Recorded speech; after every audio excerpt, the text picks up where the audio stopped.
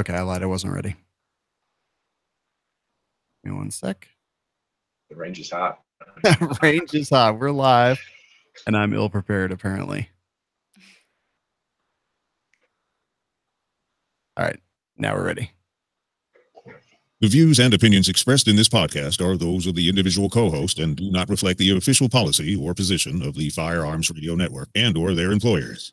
Viewer discretion is advised. This is especially true on our live shows. Broadcast for shooters, hunters, and gun enthusiasts. This is the Firearms Radio Network. The bandwidth for this episode of This Week in Guns is sponsored by Patriot Patch Company. PatriotPatch.co. Welcome to This Week in Guns. This show is brought to you by the Firearms Radio Network and Patriot Patch Company. And this show offers commentary on the latest firearms industry news, information, and buzz. I'm your host, Sean Heron. It's my pleasure to introduce our guests tonight. We've got two newbies and a veteran here, a veteran on the show, that is. First up, welcome back, Metro Atlanta law enforcement officer, USPSA, and GSSF competitor, Kayla Bodrin. How's it going? Awesome. I didn't know one other time made me a veteran, but I am all for that. It is. So. You're in. Fantastic. And you agreed to come back. You're good to go. Next up, we've got Navy veteran and patriotic rocker whose new album, Music on a Mission, debuted at number 6 on the iTunes charts and is available now at DaveBrayUSA.com, Amazon, and iTunes. Dave Bray, welcome to the show. Hey, what's going on, guys? Dave Bray USA here. It's good to be here. I'm having some technical difficulties. Everything doubled up on me, so craziness. No problem, man. Welcome here. It's good to be here. Next up, director of sales and marketing at Night Vision, African big game hunter, lifelong shooter, amateur bushcrafter, Jacob Herman. Welcome to the show for the first time. Welcome hey, here. How's it going? Good to be here. Next up, director of sales and marketing at Night Vision. All right. We're getting a little feedback on that one somewhere. Yeah, Dave. Hey, I'm Jacob. Welcome, Jacob. Dave, I think we have the YouTube video playing in one of your tabs or something. All right, guys. First up, Patriot Patch Company is, they're good friends of ours, have been supporters of the show for a very long time. I know a lot of our listeners collect patches, have patch walls and all that cool stuff. Do any of you guys have any of those things? Do you guys collect patches?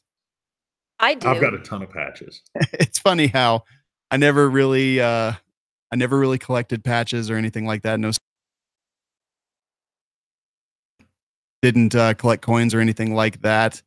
But yeah, patches are a big thing. So Patriot Patch Company makes awesome patches. They've got the Patch of the Month Club.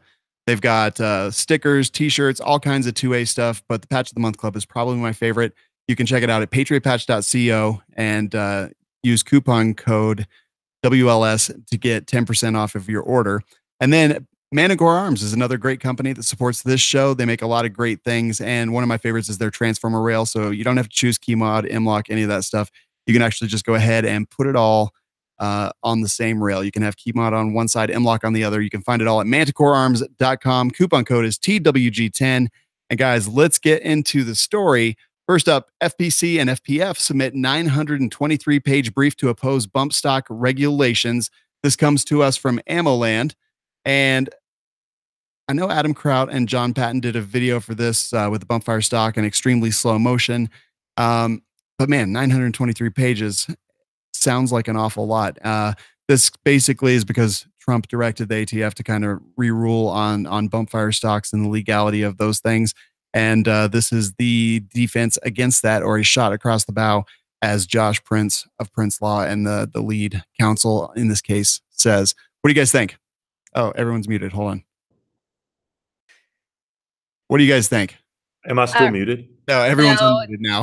We're good now. I think I want to raise the question, where is the NRA with all of this? Because FPC seems to be fighting their battle, and their silence with the bump stocks speaks volumes, because it doesn't just stop at bump stock. It stops at, they're going to try to make everything illegal, from drop-in triggers to polishing to everything. It does not stop at bump stock. So even if you think a bump stock is silly and there's no need for it, if you give them an inch, I promise you they're going to want a mile. It never stops. Ever. Totally great. And if you recall that when Las Vegas first happened, the NRA actually came out and recommended that the ATF revisit their ruling on bump stock. So to come on now would be to kind of directly conflict with their earlier statements.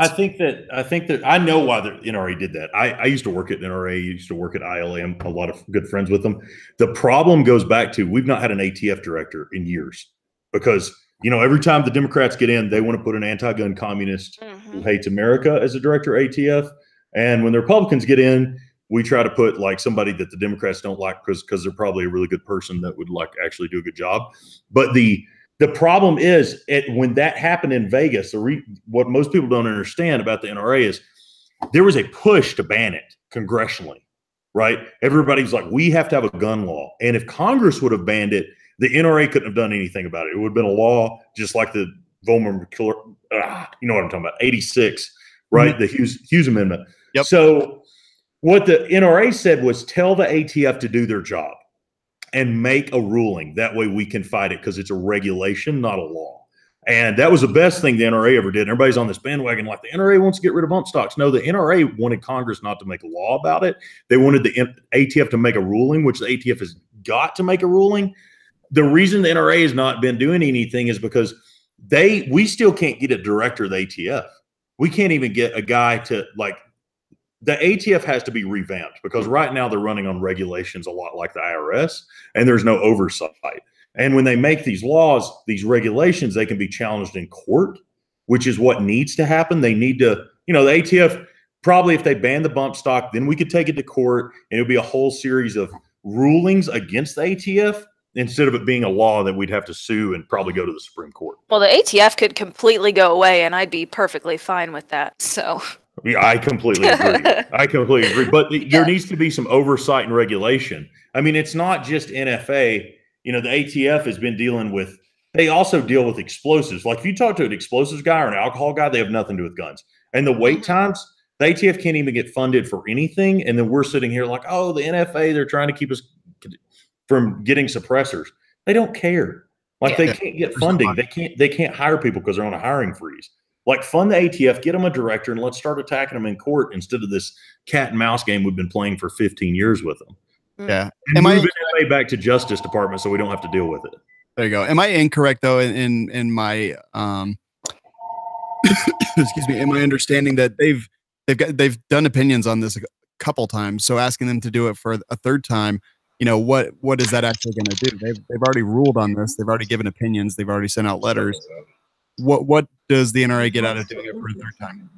I think that the NRA needs to support the Second Amendment community, not just hunters' rights. They need to. The Second Amendment is a whole. It's not bits and pieces, and I think they just need to support the whole community as a whole, not just pick and choose. So I agree, but I will say this, that obviously they can't put financial backing behind every single case that's out there, right? It's all this priority game. The NRA ILA has managers that kind of run separate, separate areas. And I think there's one manager for 18 areas. So all the lobbyists, the head lobbyists from each state have to get with their ILA contacts, and then they help kind of drive what's the biggest stuff coming down the pipe. And, that's definitely tough. It also costs a ton of money. And with only 5 million gun owners that are actually members of the NRA out of 300 million in the United States, I think that what we need to do as a community is come together and actually fund these things, because if we fund it and we give them the money they need to fight these battles, then they'll fight the battles. Now, I'm not a fan of the current leadership at the National Rifle Association, not a great fan of all the stuff they do at the NRA ILA, but I'm a member. I will always be a member, and I will always give my money to fight these battles. But what do we want them to fight, right? So like I think Adam Kraut's great, but he can make a 9,000 page document that submits to the ATF, and they're going to rule however they want to rule. There's been no ruling. Everybody's like, what's the NRA doing? The NRA is doing nothing because there's been nothing to do except make Instagram posts, make a big brief against bump stocks. The only people that have the legal resources to do anything for the bump stocks, if the ATF makes a ruling, is the NRA, and everybody's like anti-NRA lately, and it drives me nuts. I mean, the NRA, when you talk about what they did for gun owners, they spent $22 million suing Chicago. They took Heller to the Supreme Court. The money it costs just to file a UN brief against, like ITAR, like we can't get parts in this country and we can't export stuff because of ITAR.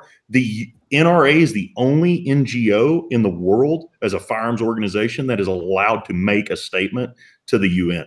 So like all those signatures that like NAGR pick up, they can't even deliver them to the UN because they're not a registered organization within the UN.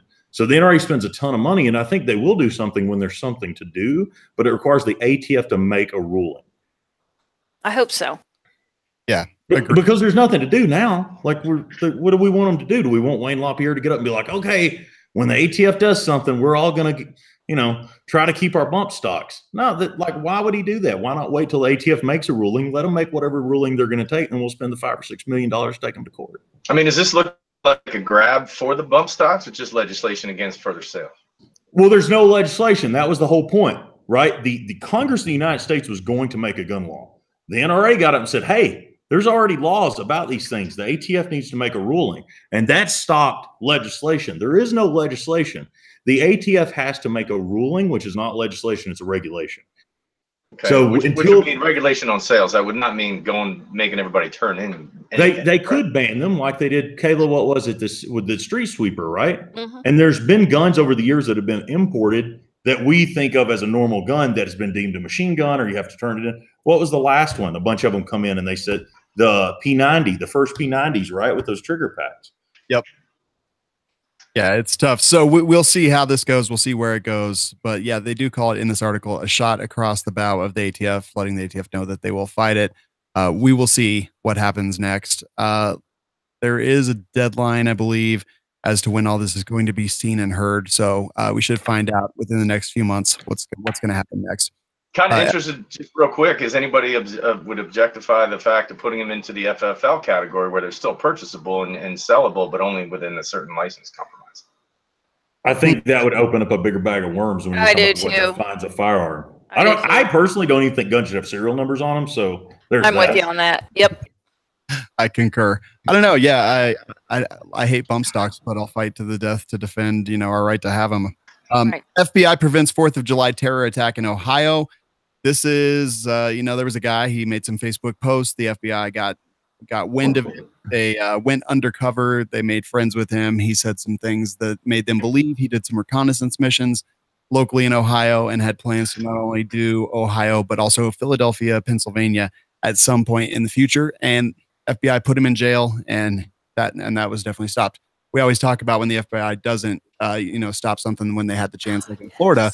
This is a definite win for the FBI, in my opinion. Thoughts, guys? That was my whole thing about this article. All we hear is about their failures and about how they failed to do this. They failed in all the scandals. And I loved seeing that they did their job and it paid off. They did an awesome job. So that was my point with the whole thing. And the liberal left will still chime in and say, what happened to innocent until proven guilty? Now the man hasn't even committed a crime yet, and we're still going after him. I'm just devil's advocating here, but it's coming. That's not a bad point. Jacob? I mean, I agree that the FBI gets a hard rap a lot of times, right? So it was good to see them get a win, even though it probably wasn't the win that they needed to get, but good for them. Every squirrel's got to find a nut every now and then, right? Yes, definitely. Speaking of, next one, Texas inmate executed for 1979 rape murder in Houston. This guy was a violent drifter. Excuse me.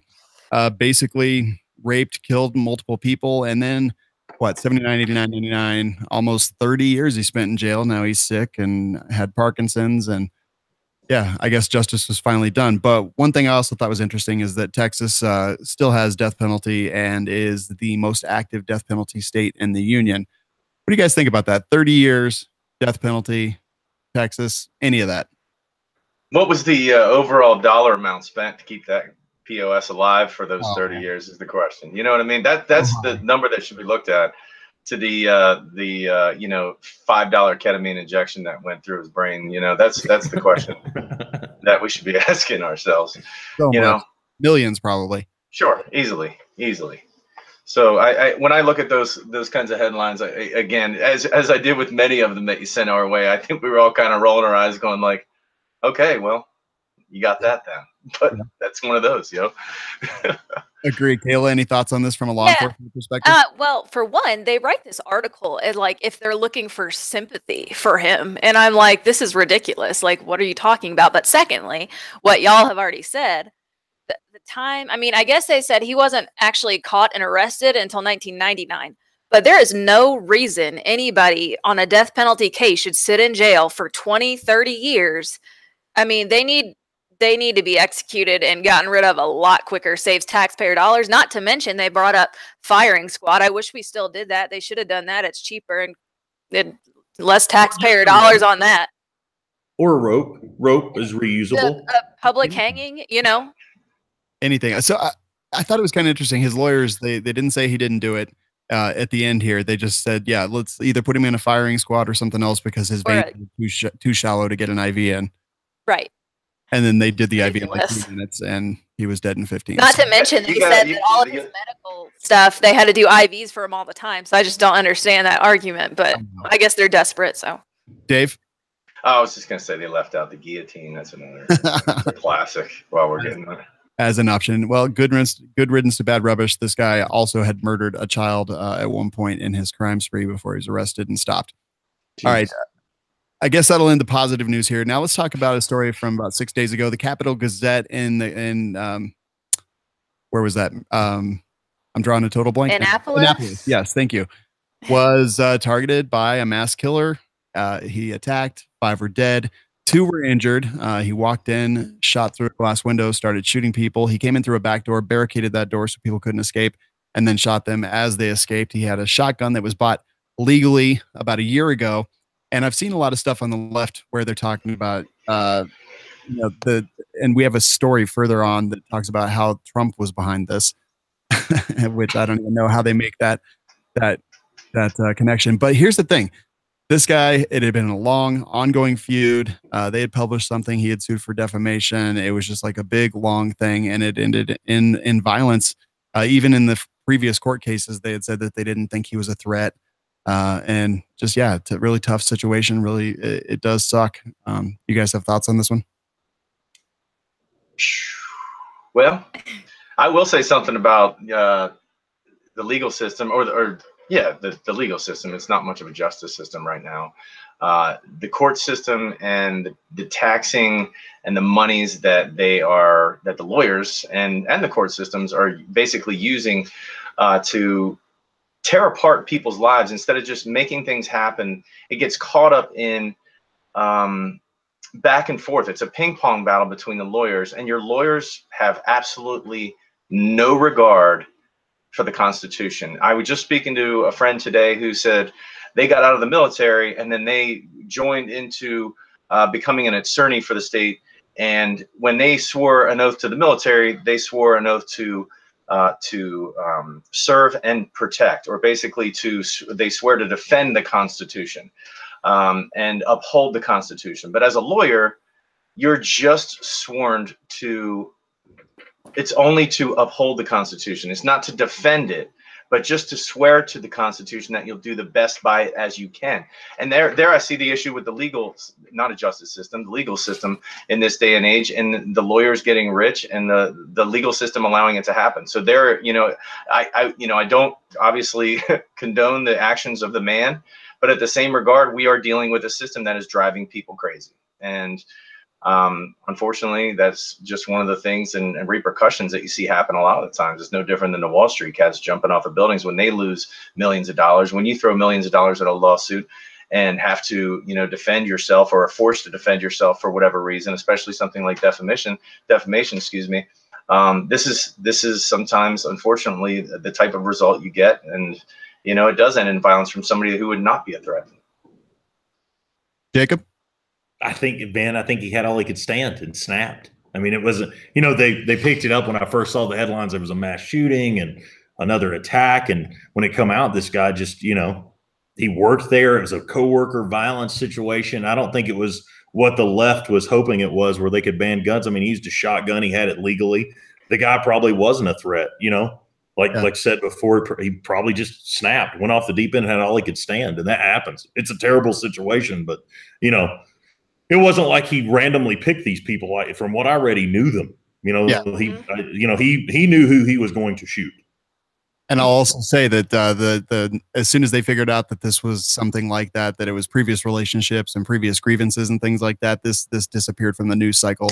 And it wasn't a random act of violence. He went to kill those people. Yeah, absolutely. Kayla? I have several things to say about this, specifically because the article was so detailed about what they were feeling, what was going on. For one, the responsibility to defend yourself is no one else's responsibility other than yours. And when he talks about in this article, basically like they're practicing a tornado drill, like they duck and cover under their desks. He even talks about hearing a pause and hearing them reload. I mean, if you feel like you're going to die, which he says, fight like hell. I mean, take your chair, take your lamp. He's reloading. I mean, and they caught him they caught the shooter under a desk. He's obviously a coward. So yeah, I was like, who are you hiding from? You're the threat, idiot. Right. I'm just like, it just takes one person to I mean, he's reloading. That's your time. If any time is now, it's then. You got to fight. I'm just confused at how no one else in the building had a gun. Oh, no, but they did. Because, and that was another thing I was going to bring up, because after somebody had said, oh, there's a shooter, it was one of the other articles they sent out. One guy had 2 handguns in his desk for self-defense. So if anybody else in that particular office had something like he did, they could have stopped the threat. But nobody did. Why didn't he whip them out? Well, he did, but he wasn't in the same area as what it was going on. He didn't even know exactly where it was going on, just that there were shots being heard, so he grabbed his guns. I've got to say this thing. I hate the armchair quarterback stuff like this. Absolutely. We have a responsibility to do so, though, and we have a responsibility to look at it. I don't know. I've never been in a situation like this, but I've spent a ton of time thinking about it in the medical classes that I teach and the firearms training that I teach. Like, we talk about this stuff constantly, and we talk about, think about how you want to react, train for how you want to react, to do live simulations to the best of your ability to make it as real as possible so that you understand the emotions that kind of go through you. And when you do simunition training or anything like that, you realize how quickly you run out of breath and how quickly you start to kind of freak out a little bit and how real everything kind of seems. And when we think about these things ahead of time, like I don't ever want to be the dude who is hiding under the desk, hears him reload a shotgun, and then lets him continue to do something without even fighting to the death. Like, we have to have that warrior mindset. But more importantly, we have to make that choice like a long time before that situation ever happens. Yeah, you have to prepare yourself as an American citizen. You have to, with everything that's going on today, you have the tools. It's your responsibility to learn how to use them. Yeah. So, anything else on this one, guys? Carry a gun. Everybody needs to carry their gun. I mean, that's the. Could not agree more. Be prepared to use it. Right? Yeah. Totally agree. So thoughts definitely go out to those folks that were murdered and their families. And I hate seeing stuff like that, honestly. Idaho man stabs 9 people, 6 children at apartment complex. So there's a few different articles related to this, but basically what I understand happened is there was a guy and he stayed with some people in an apartment building and apparently acted like an idiot. So they asked him to leave. And that was enough to set him off. So he came back. There was a birthday party going on a couple doors down from where he actually stayed. He came in and just started stabbing people. And suspect is in custody. Just kind of a lunatic. Does it seem like we're going crazy as a society a little bit quicker than we used to? Absolutely. I mean, I think violence is just an accepted for whatever reason, and whatever kind of indoctrination we're getting, whether it's your television, first-person shooter games. I mean, it all started with Turok hunting dinosaurs with a bow and arrow, or Doom. I remember that. It's become an option, where before it was just all make-believe. Nobody ever did anything because nobody ever thought anything like that. And each progressively worse thing that comes down the pike on the news and media feed now becomes the next option. For, like you said, the ones who are ready, willing, and able to use a firearm to defend themselves, those options are just as viable for someone who is ready, willing, and able to go up the deep end. Agreed. And I mean, Jacob, you just said it, like everyone needs to have a gun. This is another situation where a legal concealed carrier could have made a difference. I mean, I don't know if in that situation that would have made a difference, right? Like, you can stab 9 people pretty quick. True. Not as quick as I can pull a trigger. Right. And the likelihood of you getting a gun out in a birthday party in, a small apartment and stopping that guy is, we can all I think that we could all say that would be a really difficult shot. With him running around, unless you just grabbed hold of. But the other thing is, look at the guy. Did anybody expect him not to do that? I mean, he definitely. If you got a tattoo on your face, I automatically assume that I watch that guy. If I see a dude with a face tattoo, I'm like, that guy. We're gonna watch that guy. And he's automatically uninvited from any birthday party to begin with. Yeah. So you shouldn't have to ask him to leave because he probably shouldn't have been there. And if this would have been before the internet, none of us would have ever heard about this in the first place. I agree fully, 100%. The local community would hear about it, maybe the city newspaper, and then that would be it. It would be overdone with and gone. And I mean, there's been stuff going on like this. I don't think we're any more violent than we ever were. We just hear about it. If you go back and look at the old newspapers from my hometown, somebody was always getting stabbed, shot up at a party, all through the 40s and 50s. It was bootleggers. If you look at, the violence of the bank robberies in the 30s where guys would go in and kill, there'd be 4 or 5 people killed in a bank robbery, men, women, children, and they did not care. Shootouts where the cops would shoot people. It happened all the time. I mean, if you look back, where was it? Was it in Cincinnati where the cops blew a house up full of people in the 50s? They blew the whole house up with explosives on purpose. I think we just hear about it now. We're more aware because of the internet. Yep. Well, the gun violence and loss of life to, stateside gun violence is higher in prohibition than it's ever been in history. So, that's just. All right. Next story comes from Ammo Land. FBI is refusing appeals on NFA denials. I read this article just a couple times, trying to make sure that I was all up to speed with it. But basically, the first paragraph says a lot. The FBI has taken the position that it will not allow you to appeal your FBI background check and denial for an NFA transaction. Yes, the FBI conducts the background check, denies you, and provides the NICS transaction number for your denial, but no appeal for you. So there is a case. Borquez is the defendant here. Or I'm sorry, what's the opposite of defendant, guys? Plaintiff. Thank you. Is going to be the plaintiff here, and this is kind of an interesting one. So if you get denied for an NFA for any reason whatsoever, there's no due process. Which is a complete violation of the Fifth Amendment, denying you of liberty without due process. So I just don't see how that's going to stand. It'll go to civil. It'll go to civil trial. It's once again, it's a regulation, right? Like this is not a law. This is a regulation. Mm-hmm. They stopped processing these appeals in 2015, which I thought was interesting. So it's been going on for several years now. No one assigned to process the appeal. Is it because there's no one assigned to process it? Is that we don't know. I've met some people that work in NFA and work for the government. And when you get down to it, a lot of these people are not trying to take your guns. Like somebody didn't do this maliciously. Some kid with a degree in poli-sci got a job at the FBI. It's his job to follow these regulations, which he has no idea what he's even approving. And the dude that did the appeals got fired. They have no money to replace him, right? And here we are. I don't think it's some big conspiracy. It's just a bunch of people that have no idea what they're approving or looking at. And somebody got fired. That's a problem. It is a problem, but it's a problem in every form of government. There's a dude somewhere that can't get a refund on his semi-truck driver's license because that lady went on vacation. We can't replace her because she's on some kind of leave. But until she quits her job or dies, nobody's going to get their tax refund. It's every form of government. Completely agree. Absolutely. Completely agree. It's just like in Atlanta. There's somebody that approves PTO somewhere. That person ever gets sick. No one in that entire city is going to get their PTO till they come back. So true. And I often say that there's no big conspiracy. It's just a conspiracy of bureaucracy more than anything else. It's just the incompetence of a huge organization. They can't do a whole lot. So I guess it's going to be brought attention to. Stephen Stambolio is running this. The so-called machine gun attorney, and he's done a lot of other stuff. The stun gun case in New Jersey, and definitely does a good job. So by bringing attention to this, hopefully we'll see a turnaround. And hopefully they'll get that fixed like they did in New Jersey with the stun gun cases without going through lengthy, costly trials and tons of time and all that good stuff. So hopefully this gets pointed out quickly and they make the changes they need to.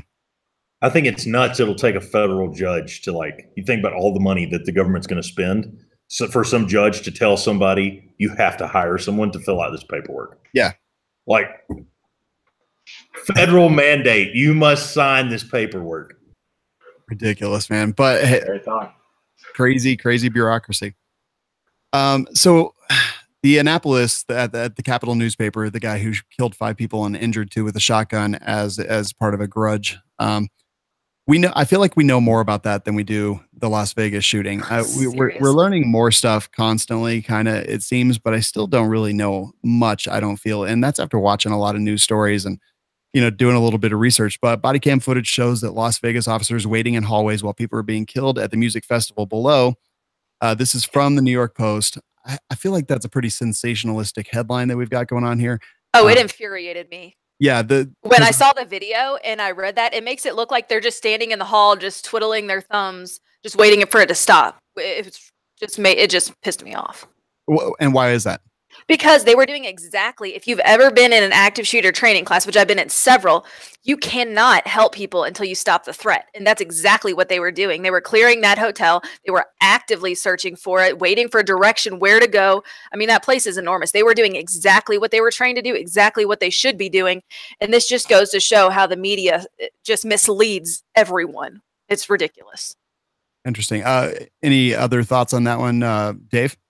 Well, I mean, I agree with Kayla. I really think that, I guarantee I have not had anywhere near amount of training as she has. But if the idea of the cart that had there was a cart outside of the room, I believe, if that would have been rigged to blow and you would have put, a team around that and it went off, that would have probably destroyed any chances of that shooter being stopped. And if that would have been what the body camera footage would have shown, it would have been a completely different story. I just look at, our law enforcement as, again, some of the bravest men and women every single day. Even to put on a uniform in this day and age is putting your life in danger, which is absolutely ridiculous.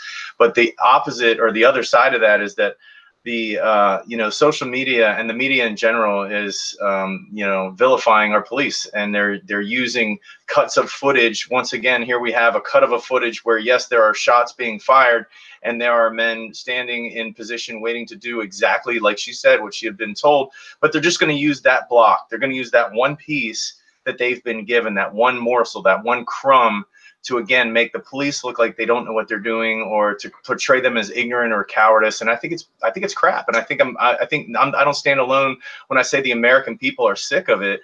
We watch our brave men and women put on a uniform every day, and again, the media still once again cannot get behind that. And it's the same as everything else we see. It's a national viewpoint of anti-Americanism that you will find in a lot of the major news sources, and I chalk it up to the godlessness that's sweeping this nation. Jacob? I don't read anything from the New York Times anymore. Same. I mean, they hate on everybody, and honestly, after the FBI, after that guy's house got broke into while it was under FBI surveillance, I don't read anything about Vegas anymore, because the entire thing stinks, right? It smells bad. It stunk from the moment it happened. It stunk from every headline that came out. And when I read that the FBI were sitting on this guy's house and it got broken into and unknown items were gone, I'm done. Like, that's a grade A, 100% conspiracy theory cover up right there, and I have nothing to add about it. I'm not a conspiracy theorist, but damn, they make it real difficult with the law. Absolutely. I'm right there with y'all. That's like the second shooter on the grassy knoll stuff right there. Yeah, I totally agree. And again, I didn't see these officers doing anything that I thought was crazy. I mean, like, we look at it through today's eyes, right? We look at it through the viewpoint. If we were watching it on TV today, we would be like, okay, well, the killer is going to pop up out of whatever. But they're there kind of as it's happening, and I looked like there was an armed security guard from the hotel that looked like he was about to poop his pants right there in the hallway. I don't know if you guys noticed that. I didn't notice that. He definitely looked a bit troubled for sure. But seriously, like, these guys, they don't know what's going on. We know. We always kind of look at it through different eyes, and I just can't understand how they could criticize these guys. Honestly, they didn't look like they were doing anything bad. It happened in Parkland, Florida as well. We had the officer, Stephen Russell, who did not go in. And, whether that was good, bad, right, or wrong, we'll never really know. We'll never really know the full story. But his life is over and ruined because people think he did the wrong thing, whether he did or not. How many times has a rule of engagement order come down from above that has unfortunately fallen upon the men and women who are on the front lines to either break or stand up to, and then good men and women get killed because of it? I mean, we don't know all the radio communications that went into that, and you probably never will. But I mean, it's the same in the military as it is on law enforcement. Unfortunately, in this country right now, law enforcement is akin, if not a brother or a portion of our military. In the way they're trained now, it's not just civil justice. They're training for multiple assaults, high explosives, mass casualties, all the same things that we were trained for as combat medics in the military. So, there's really not much of a difference other than the legal side behind it compared to being overseas in a Geneva Convention law being put in place. So. Definitely. All right. Next story is California Supreme Court upholds microstamping law that is an eventual gun ban. And I kind of agree with this, and they know what's happening. The Ninth Circuit, California's High Court, on Thursday sided with the state in a long-running case brought by firearms industry groups who say that the state's microstamping requirement is unattainable. And the court disagrees with that, says it's attainable. And since this technology does not exist to actually be able to do this, and that the technology doesn't work to actually be able to do this, eventually that California roster of handguns and firearms that are allowed by the California Department of Justice is going to dwindle to nothingness because manufacturers are A, unable to do it, B, can't do it for the price that people would actually buy their products. And I mean, it is a de facto and eventual gun ban, in my opinion. Jacob, do you have thoughts on this?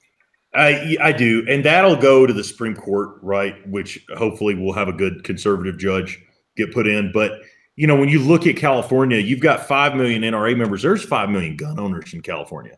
Mm-hmm. And they're not even members of the California, all the California groups, like the California Firearms Coalition, all that stuff. They're not even members of that. Those people kind of allow that to happen to themselves. They voted in terrible people. I know a lot of Republicans out there or conservatives that don't even vote, right? You've got a government under Obama that did not enforce the law. So pot was against federal law. It's legal in California, right?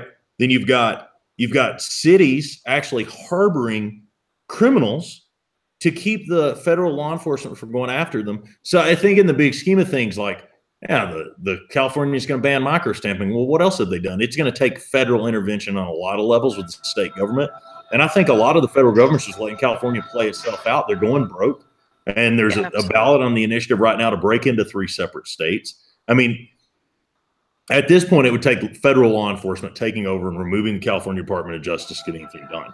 It's not just the microstamping. It's the entire state and their entire bureaucracy and everything, drugs, harboring criminals, their driving situation out there with the cars and trying to make laws that only this car can be sold in California. It's everything. And this part will go to the Supreme Court. And it's been waiting. A lot of times it goes back to, like, what's the NRA doing? Well, the NRA is not doing anything because they can't get anything done in California. The NRA could spend $40 million tomorrow. This would have still passed. It would have still been held up by the Ninth Circuit. And until you can argue it in front of the Supreme Court and they make a mandate that has to be, that California has to do, then there was nothing that could be done. Yeah, and I agree with you. I think this one will end up in front of the Supreme Court. Now that the Ninth Circuit has ruled against it, there's going to be appeals, and they're going to probably shoot those down as well. And then we'll just have to see where it goes from there. But the Supreme Court would have to decide, basically, the way I understand it, if the Supreme Court is going to take a case, it's usually a case that they think that there's a possibility that the court may overturn the lower court's ruling. Right. Because they're just not going to take a bunch of cases that they agree with. So this one seems like it would have the kind of drama and intrigue that the Supreme Court would find necessary to take this case on. And, at the same time, if we lose this case, how devastating is that to the Second Amendment and the future of the Second Amendment in the United States if we lose this at a Supreme Court level? I don't think they'll lose it. I don't think it can be lost because microstamping is not a valid argument. And the other part is, like, people have to start doing something. Like, I see guys all the time on Instagram and they're like, oh, well, I live in California and the NRA's abandoned us. And I'm like, what have you done? What have you done besides bitch on the internet? Besides getting on Instagram and whining about it, what have you done? Have you volunteered? Are you a member of the California Firearms Coalition? Have you donated out there? Have you spent your time? Have you went to Capitol Hill? Have you talked to your neighbors? Right? People are very apathetic and they expect all these organizations, even like Second Amendment Foundation to come in and fix their problems when, gun owners have to start fixing our own problems and being proactive. And that's what's happening in California. You got a bunch of apathetic people that don't do anything.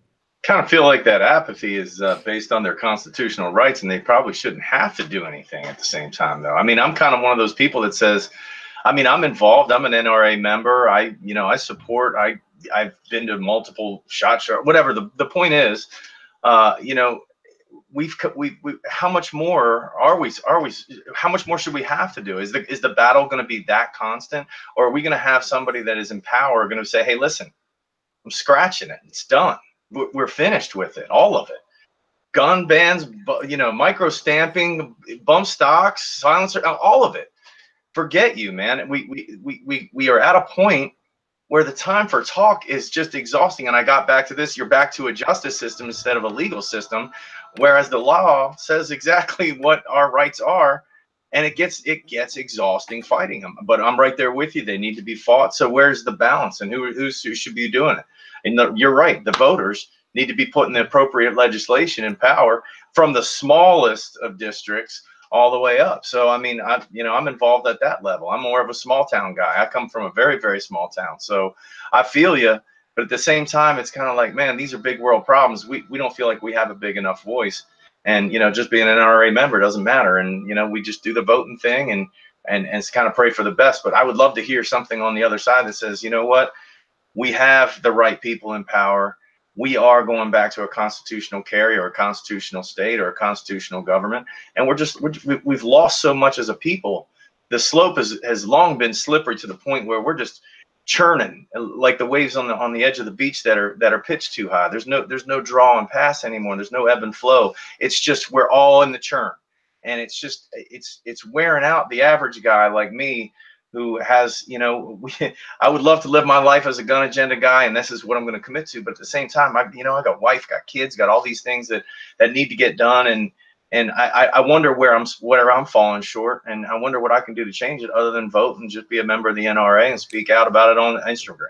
I will tell you what you can do that makes the biggest difference. When I worked at the NRA and I interned for Congress when I was in college, when there's a law that you don't agree with, and most people never do this, at best, they'll send an email. If you will write a letter and put a stamp on it and send it to your congressman, right? Even if your congressman's a Democrat who hates guns, if she comes out every day and says, we're going to ban guns, they still have to pay someone to open the letter and read it. And if you put reply requested, that comes out of that congressional budget, right?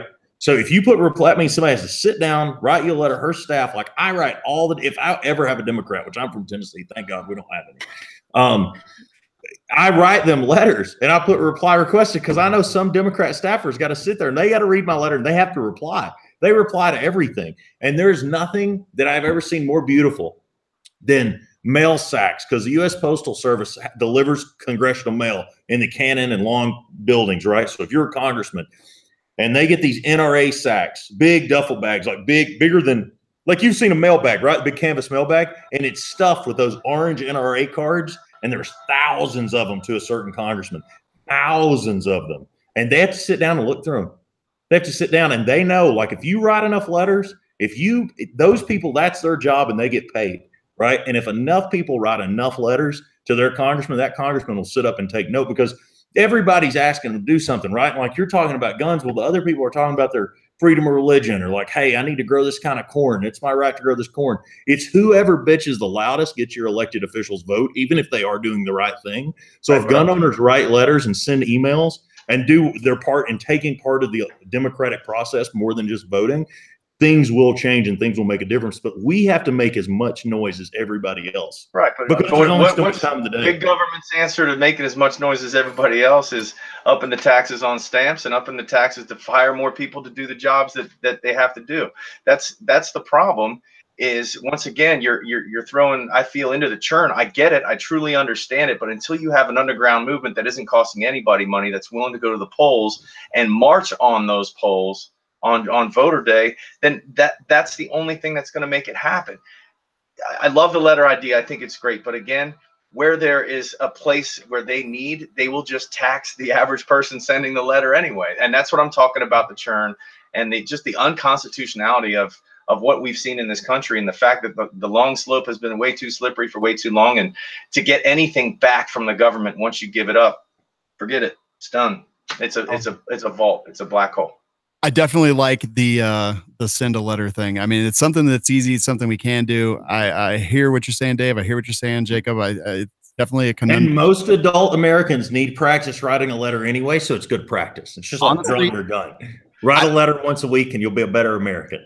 Just voice text? Just voice text it. No, you have to put it in a stamp. That's the whole point. You got to use a stamp. These kids don't even know what a post office is, brother. Hey, that'd be a great time to teach your kids about letters and stamps. Hey, there's an idea that's something that we can now you're talking. We got to take something to the schools. Right. We're all going to write a letter today to our congressman to tell him that you want to keep your dad's guns. There we go. Next story, Philippine mayor killed by sniper. This is reported at MSN.com.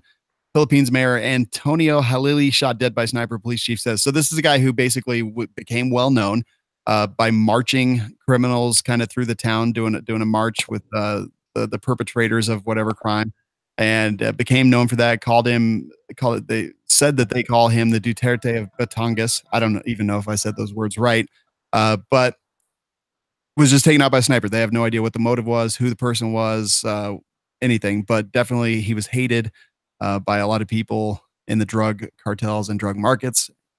And kind of interesting just to see a leader of a place like that just kind of taken out and no leads whatsoever as far as this reporting goes. Thoughts, Kayla?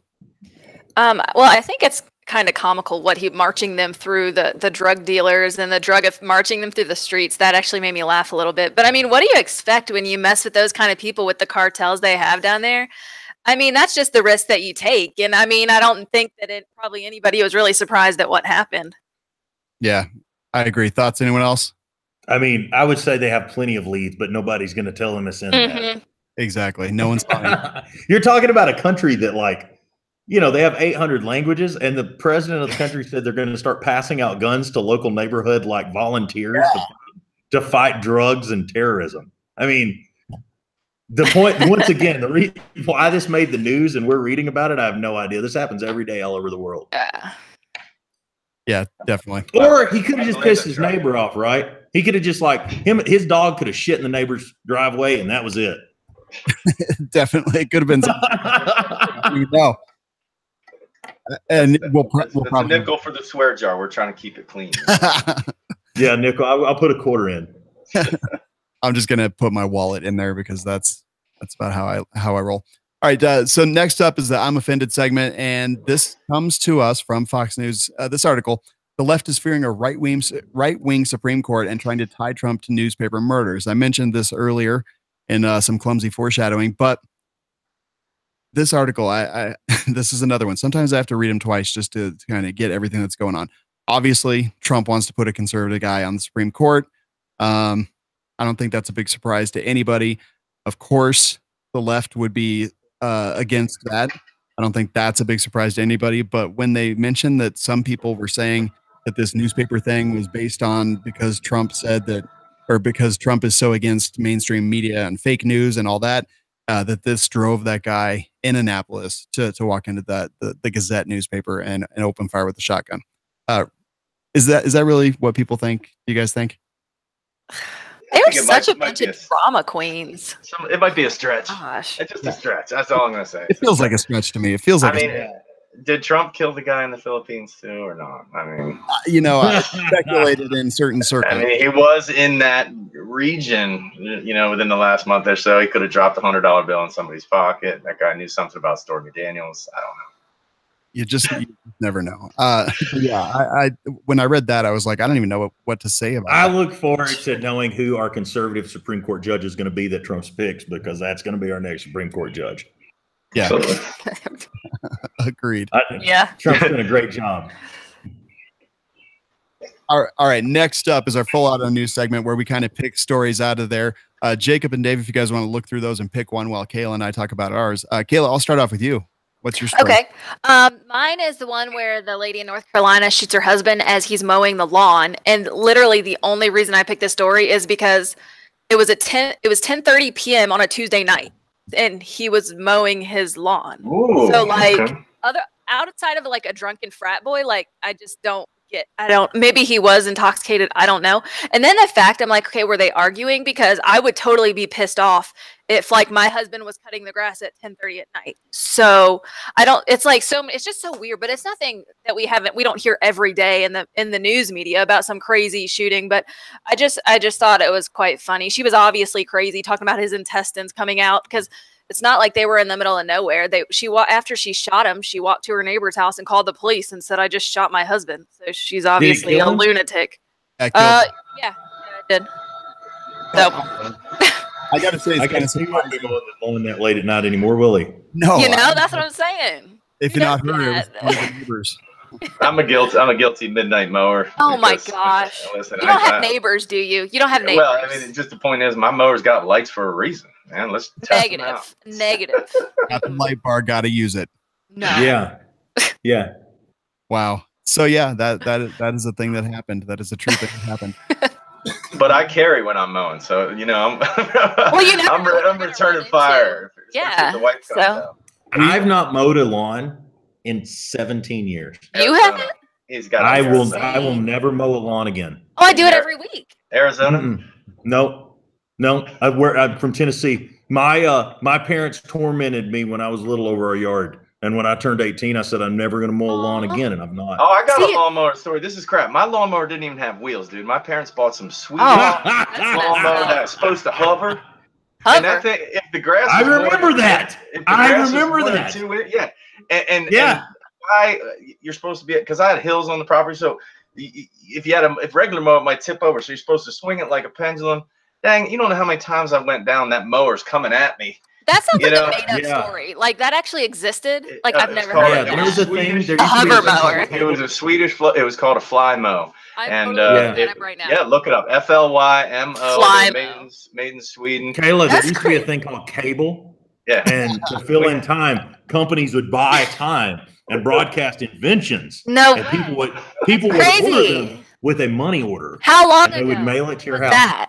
Like probably thing he's talking about is it's been over 20 years. Oh yeah, we're back in the 80s. Easy. Yeah. I wasn't alive in the 80s, so yeah. Nah, yeah. It's pre-Kayla. That's great. It sounds so dangerous, but I kind of want one really bad, really, really, really bad. And they're $349 on eBay. And if you just let them go on your driveway, those suckers will start spinning, and then they turn into like a rogue like floor polishing system. You know what I mean? Those big things. I feel like that should be banned. Like that's probably banned in California. Yeah. Oh yeah. Like, no. I'm sure. Like it has to be. They better not ban them. This is America, damn it.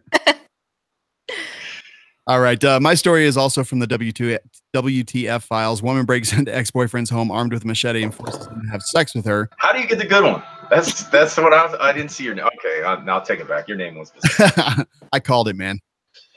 So yeah, this was kind of an interesting story. She's not horrifyingly unattractive until you scroll down a little bit and you're like, yeah, whatever. Until she takes off her bunny rabbit Snapchat filter, she was pretty good looking. Right, exactly. So she basically broke in with a machete, held the machete the entire time that she forced him to have sex with her. Wouldn't let him finish even after he had finished. Continued to do that. Bit him on the arm when he tried to push her off. Peed on his bed, ripped some trim off. Oh my gosh. Yeah, she cray. But you can actually see there's a video of her at the very bottom where she wants to be a professional singer. So let me see. I'll play just a couple seconds. Oh wow. Hear the glorious singing. I think. Let's see. Where is it? Oh, it's muted.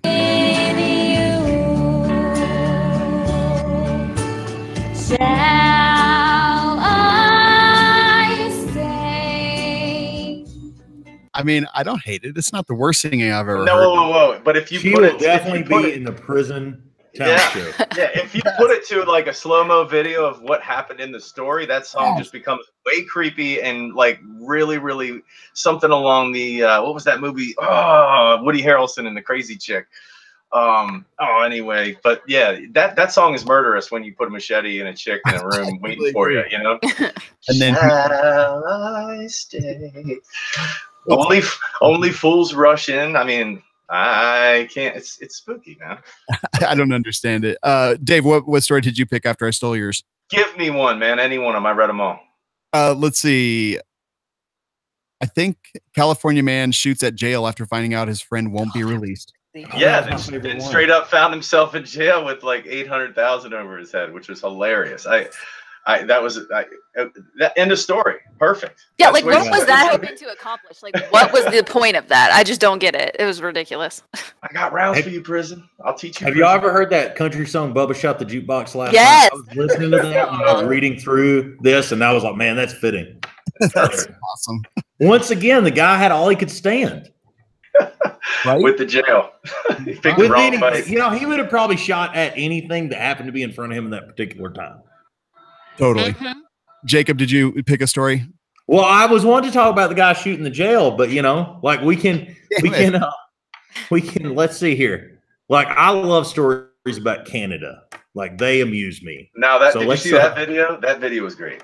The chick flies out of the ceiling like Spider-Man. Here's a roll. Oh, that was hilarious. Yes. It's a roll and just takes off. Then she's just down on the ground. But I guess the Canada deal was there was a guy and a girl that were trying to use a couple stolen credit cards in a convenience store. Right. So the Royal Mounted Canadian Police decides, they get alerted about it. They come charging in, and the guy and the girl start to tussle with the police. However, it happened. The police got all attention on the guy. The chick takes off out the back. She does a little diversionary tactic up a ladder. Why there's a ladder in the upstairs of a convenience store, who knows? But she's James Bonding and Spider-Man across there, but comes down right on the gummy bear section, and it's just like splash. But she takes a nice roll and takes off. So I mean, yeah, I just watched the video. That would have killed me twice. One of their charges was mischief under. She was probably on drugs, so she probably doesn't feel it till now. So mischief under $5,000. Wow, that's mischief under $5,000. I sometimes I hurt myself walking upstairs. It is great. All right, guys, that'll do it. Definitely take a look at our advertisers, Patriot Patch Company, Manticore Arms. Now, guys, I just wanted to hear from you and hear what you're up to and what you're doing and where people can find you. Kayla, I will start with you. I am Tax Kayla on Instagram and Facebook. That's kind of my thing. I shoot matches. I'm a competitive shooter. So if you have Instagram, you can give me a follow. Awesome. Great to have you back. Thanks for being here again. Thank you. Jacob. My name's Jacob Herman. I'm also on Instagram. I'm trying to have as many followers as Kayla, but we can see what the difference is. And I also don't shoot well. Not a really good shooter. But wait a minute. But you're a sponsored shooter, though. You have a jersey. It's got my name on it and everything. Yes. Don't say that. I'm not real good at making the bullets go in the right spot. But I work for Night Vision. We are America's leading precision tritium company. We make the perfect dot sights. We do OEM tritium, and we make all of our sister company, Kaminga, makes all the compasses for the Lensatic tritium compass for the U.S. Army and our NATO partners. And you can check us out also on Instagram at Night Vision, FISION, or www.nightvision.com. And then I am R. Jacob Herman on Instagram, and I always try to post amusing things that I think is funny. Most other people do not. You just got one more follower. Oh, yeah? Did you? Follow. And you're a famous one, though. I am not a famous one. That. Negative. See? Hey, I think anybody that has 91,000 followers is famous. I met a soccer player that had 2 million one time. I was like, on a plane. They're legit famous. I was like, you're a big deal on Instagram. He's like, yeah, I'm also a soccer player. I was like, oh, yeah, we don't watch soccer in America, but that's a lot of Instagram followers. Happy for you. Love it. Thanks for being here, Jacob. And thank Dave, you. Where can people find you, and what all do you get up to? Man, I'm old. I guess I got Facebook, but anyway, Dave Bray USA is me. I'm a pro-American patriotic musician. My newest album called Dave Bray USA, Music on a Mission, debuted at number 6 on iTunes rock charts. It was like me, Godsmack, and a bunch of amazing artists. And then I was pretty surprised. It only lasted for maybe a week or so, but still for a local musician or a regional musician or a national recording artist to do it all by himself and release a storyteller album. I narrate the record. It's called Music on a Mission. I need everybody to go to iTunes immediately. Go download it. This is an hour of talk radio mixed with some really great music. I talk about God and country, patriotism, the next generation, our Second Amendment, freedom, and everything else that's good for this country. So this is a great, great thing for all people of all ages. I hope people will download it or order it at davebrayusa.com with all my sweet swag. Love the picture of you in the dawn. Yeah, man. Yeah, look at that. I know that guy. Yeah, we're pretty close. I love it. What's a song that I have permission to play a few seconds of? Give people. You can play the Star Spangled Banner off there. You can play anything you want, man. Warrior Inside's a good one. Here we go.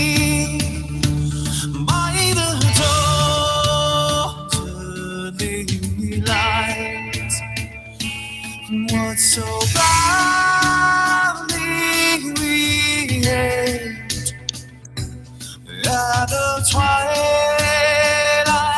last gleaming, whose broken stripes in thy. Very cool, man. I listened to some samples earlier, and I heard the storytelling.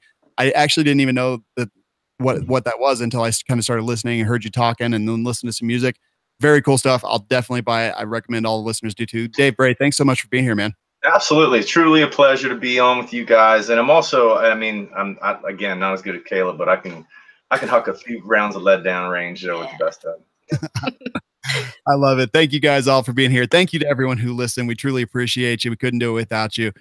Find all the great podcasts on the Firearms Radio Network at firearmsradio.tv. And This Week in Guns is produced by Kenny Ortega and is a production of the Firearms Radio Network. We're going to catch you next week.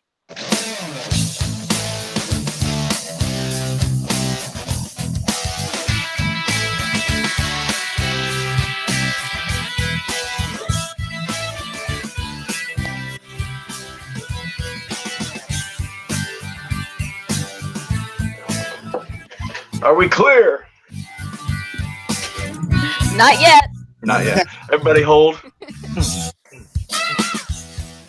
You should have played my song, man, on the outro. Come on. I should have. You should have let it roll.